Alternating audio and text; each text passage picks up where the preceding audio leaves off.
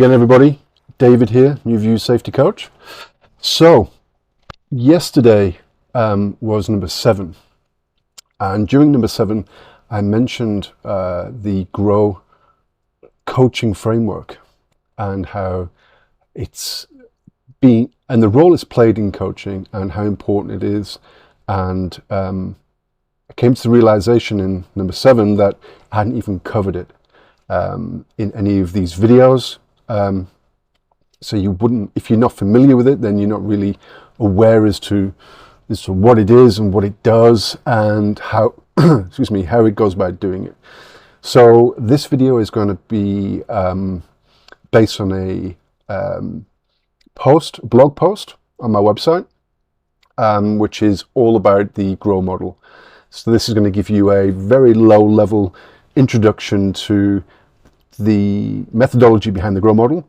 And I'm also going to throw in some example questions for each stage. So this particular video is going to, well, it's definitely going to be quite text heavy because I'm going to be discussing a formula, a structure, a process which is clearly defined, created by Sir John Whitmore in the 80s and 90s. So forgive me for it being quite text heavy, but I'll try and keep it as interactive as possible by adding example questions in there. And I've got a few other points as well that I'll interject, but yeah, it's going to be quite text heavy. Again, I think it worked quite well yesterday when I moved to one side of the screen and then had the text on the other side. So I'm going to try that again. There was some overlap between the text and me, but I think generally feedback that I've got so far is that it's worked better than any other text overlay that I've had. So we'll take that as a win and we'll go with that, and we'll move forward from there. So I'm not going to move the camera. I'm going to shuffle like I didn't yesterday. I'm going to shuffle over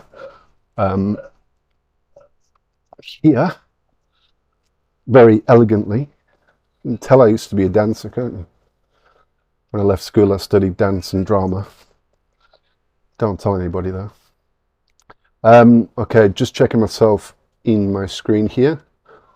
I think I'm far enough over. Yep, all looks good. Let's crack on, because let's crack on.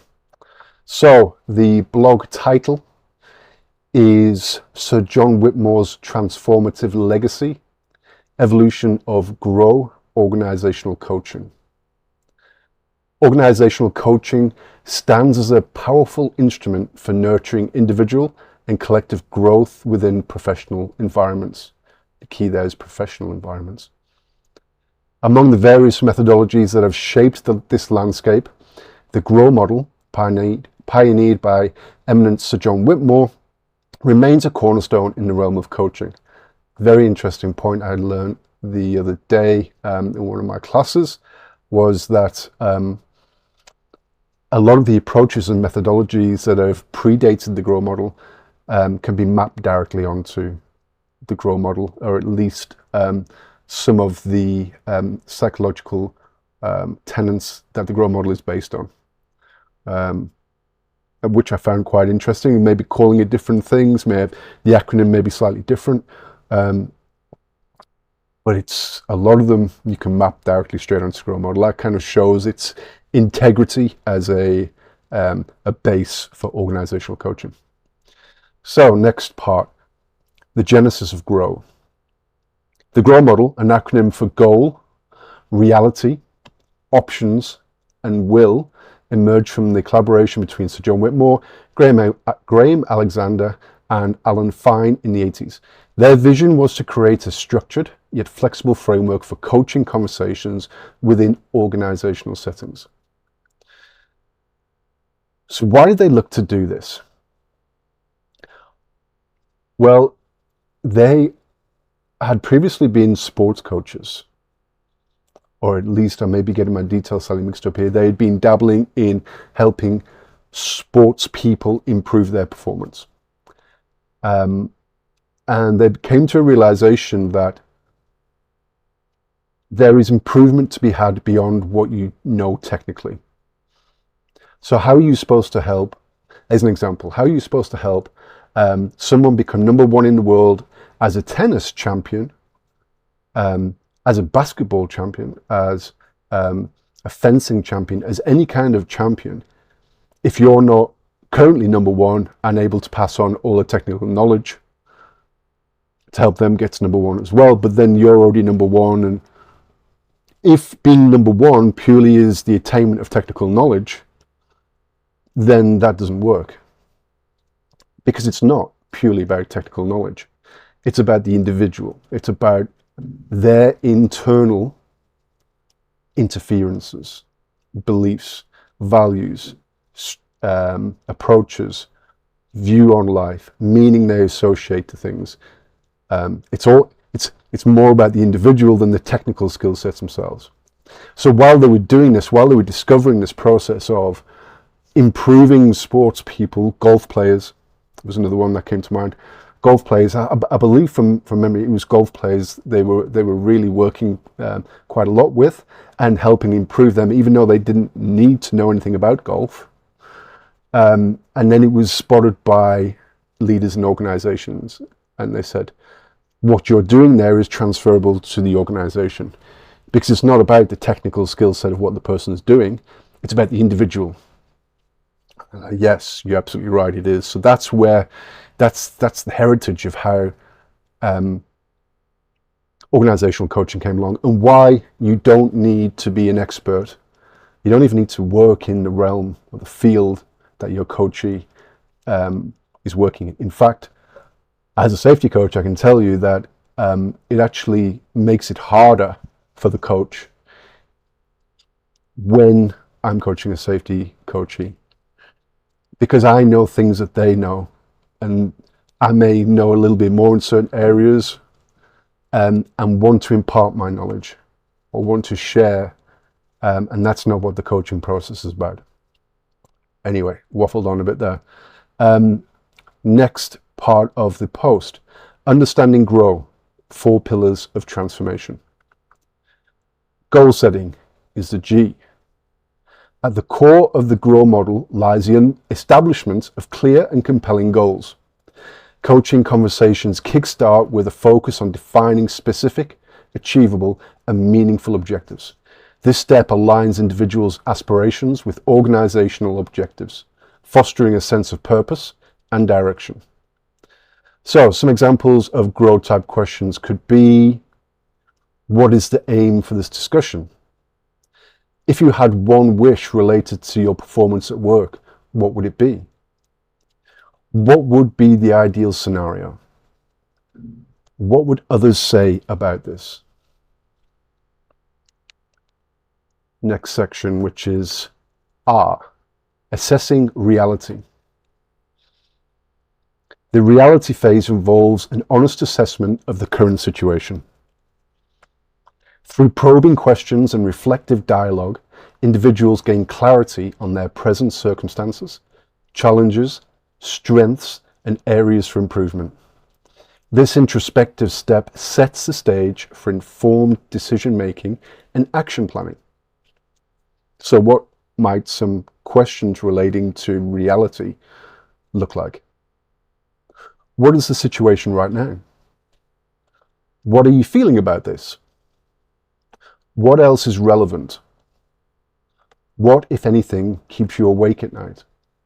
These are all questions designed to elicit information about the current reality. It's all good having a goal, but like we mentioned in the previous podcast, you need to know where you currently are in relation to that goal. If you don't know where you currently are, how are you supposed to get to where you want to be? So, next letter, exploring options, is the O. The options phase encourages brainstorming and exploration. It invites individuals to generate diverse possibilities and solutions, encouraging creativity and out-of-the-box thinking. This step expands the horizon of choices, empowering individuals to craft effective strategies to achieve their goals. So again, what might some questions around this options look like? What are the 3 feasible options you have? And what else? What's the most courageous thing you could do right now? What advice would you give your future self right now? If I had this problem, what would you suggest I do? Again, these questions are designed to elicit a creative mindset devoid of barriers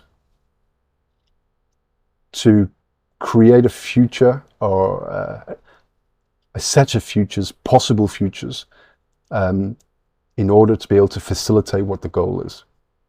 Too often we get limited by our own ability to create options and futures.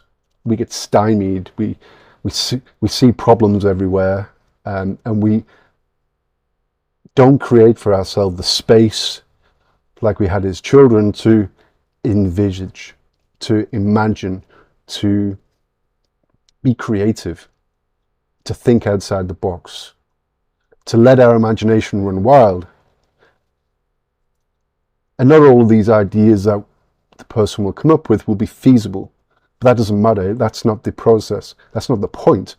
The point is to begin the creativity process. They can always be tempered down or expanded upon, or it's the process of allowing your mind to become creative. What might be, what could be, what would that look like? The last phase is will for action. What is your will? The final phase, will, emphasizes a commitment and accountability. It's about translating insights and options into actionable steps. Coaches work with individuals to cultivate a sense of ownership and determination, fostering a plan of action that is realistic, time-bound, essentially smart, and aligned with the individual's values. That's important as well.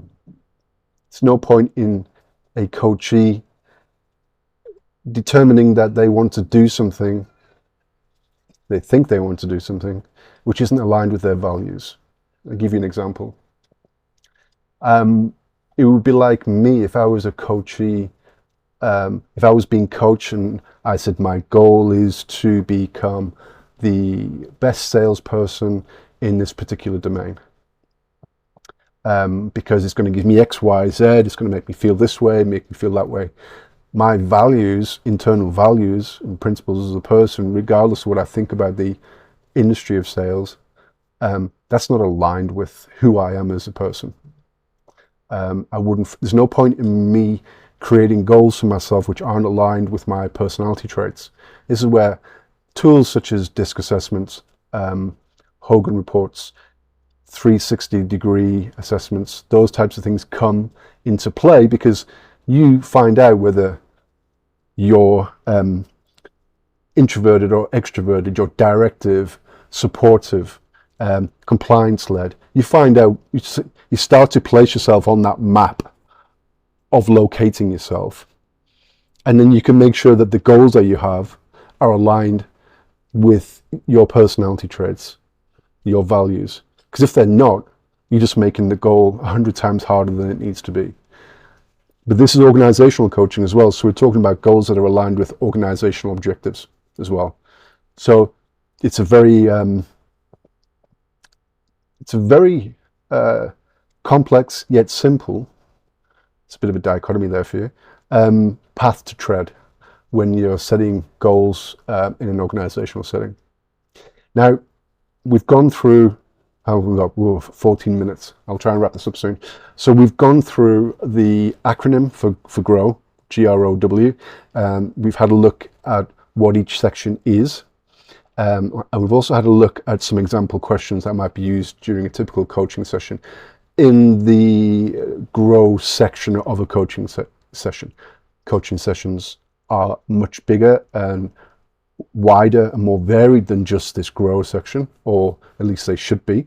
But I want to emphasize something here, and it's important to note that although I've listed some questions, the questions are infinitely longer.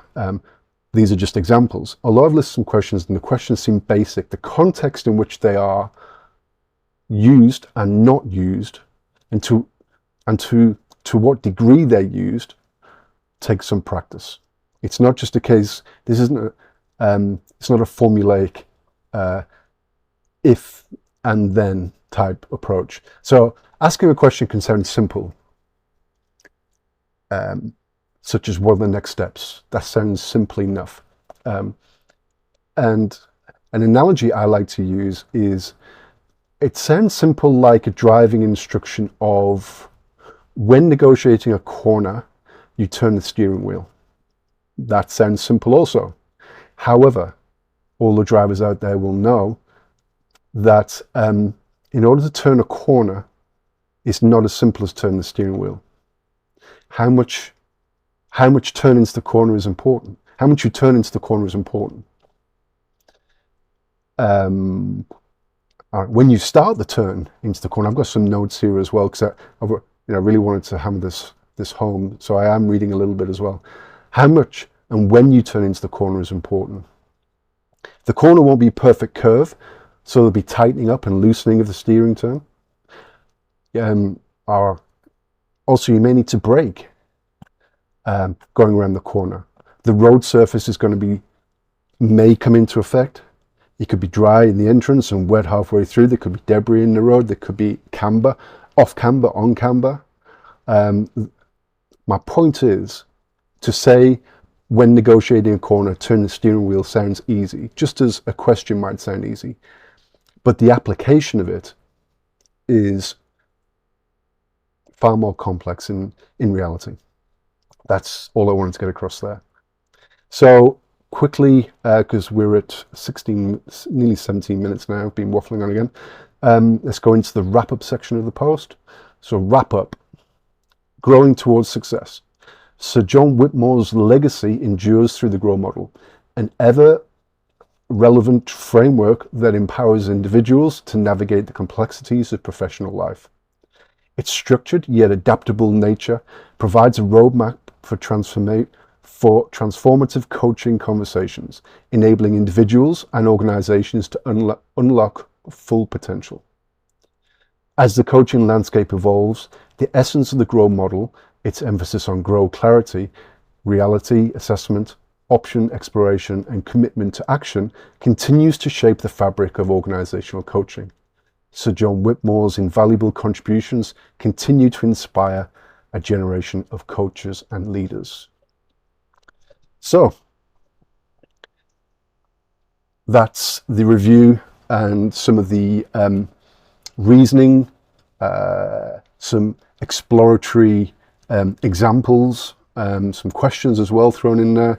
I hope it served as an introduction as to what organizational coaches, some organizational coaches use as a framework for conducting their coaching sessions with coachees. Yeah, thank you very much for listening, and I hope to see you at the next one.